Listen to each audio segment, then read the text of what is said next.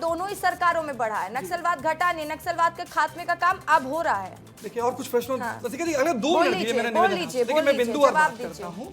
आज नक्सली विशेषज्ञ माने जाते रहे केपीएस गिल, पूरे भारत के सबसे बड़े पूर्व मुख्यमंत्री, स्पष्ट रूप से कहते हैं, सारे मीडिया में हेडलाइन रहा, वेतन लो और मौज करो। इस बात का सबसे बड़ा ध्यान है कि नक्सलवाद से निपटने की क्या नियत नीति मंशा थी। आप 3 ब्लॉक से 14 जिलों तक फैलाते हैं, गृह में अपने मुख्यमंत्री रमन सिंह अपने गृह क्षेत्र को सुरक्षित नहीं कर पाते।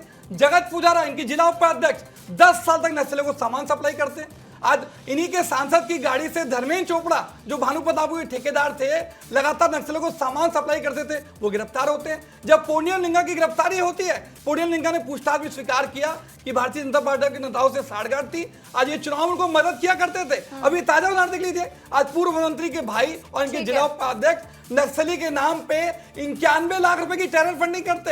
ये जो नक्सलवाद से निपटने की राजनीति कर रहे हैं, ये अपने पूंजीपति मित्रों के लिए रेड कार्पेट बिछाने की तैयारी है। बेलेडेला 1A, बेलेडेला 1B, बेलेडेला 1C, आप चारों 50 साल के लीड पे अपने पूंजीपति मित्रों को सौंप रहे हैं। दीपक जी, किसके लिए रेड कार्पेट बिछ रहा है? देखिए ऋतिका जी, कांग्रेस के पास एक टेम्पलेट है। आपको एक मैं उदाहरण देता हूँ। एक व्यक्ति जो है, वो एक बच्चा जो है याद करके जाता है गाय के बारे में निबंध, और क्वेश्चन आ जाता है पिताजी के ऊपर, वो गाय पे निबंध याद करके जाता है, आ जाता है पिताजी के ऊपर, तो बोलता है मेरे पिताजी के 2 सींग हैं, 4 पैर हैं, 1 पूंछ है। वैसे ही कांग्रेस पार्टी के प्रवक्ता करते हैं। एक उनके पास स्क्रिप्ट है, Adani, Ambani, CBI, ED, IT, आप कोई भी डिबेट करा लीजिए, 4 खदानें नहीं दिए, वो यही 4 खदान दिए हैं।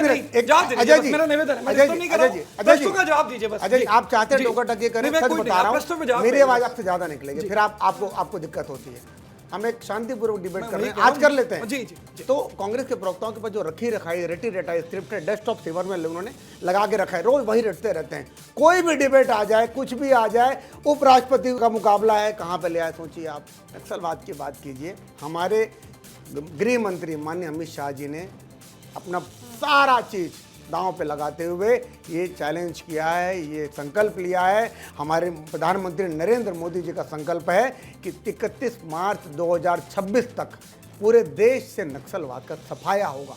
आप कांग्रेस के बयान देखिए, उसके बाद फर्जी मुठभेड़ कर रहे हैं, ये कर रहे हैं, ये क्यों करती है कांग्रेस? क्यों छत्तीसगढ़ के खिलाफ काम करती है? क्यों आदिवासियों के खिलाफ काम करती है कांग्रेस पार्टी? क्यों बस्तर के खिलाफ है? हमेशा चुन के। और मैं तो उम्मीद करूंगा कांग्रेस पार्टी छत्तीसगढ़ से, दीपक बैज जी की तो चलती नहीं है, भूपेश बघेल जी कम से कम राष्ट्रीय महासचिव में विरोध दर्ज कराएं, पर वो नहीं कराने वाले, मान के चलिए वो नहीं कराने वाले। मैं फिर बोल रहा हूं, झीरम घाटी नहीं हुई होती, भूपेश बघेल मुख्यमंत्री नहीं बनते। ठीक है बाबूलाल शर्मा जी, मेरा सवाल आपसे रहेगा, जिस तरीके से उपराज्यपाल के, देखिए माफ कीजिएगा, उपराष्ट्रपति के पद के लिए जो उम्मीदवारों के नाम हैं उनको लेकर राजनीति हो रही है, तो क्या वाकई में उस राजनीति की जरूरत थी? देखिए, उपराष्ट्रपति पद हो या राष्ट्रपति पद हो, बड़े पद है, संवैधानिक पद है, इस पर विवाद होना नहीं चाहिए। लेकिन सिंबॉलिक तौर पर जो है इंडिया गठबंधन ने जो है अपना उम्मीदवार खड़ा किया है, तो निश्चित रूप से जो है आप जिस तरीके से प्रचार कर रहे हैं नक्सल विरोधी और नक्सल समर्थन वाला, उसका असर यहाँ छत्तीसगढ़ में क्या पड़ेगा सांसदों के ऊपर? एक तो कांग्रेस की सिर्फ एक चीज, ज्योत्सना महंत जो है वो सांसद है, वो थोड़ी पलट जाएंगी। तो जो जितने सांसद यहाँ हैं वो तो भारतीय जनता पार्टी के हैं, उसमें कोई परेशानी है ही नहीं। 2 लोग हैं, सिर्फ एक राज्यसभा में कांग्रेस का ये ज्योत्सना महंत।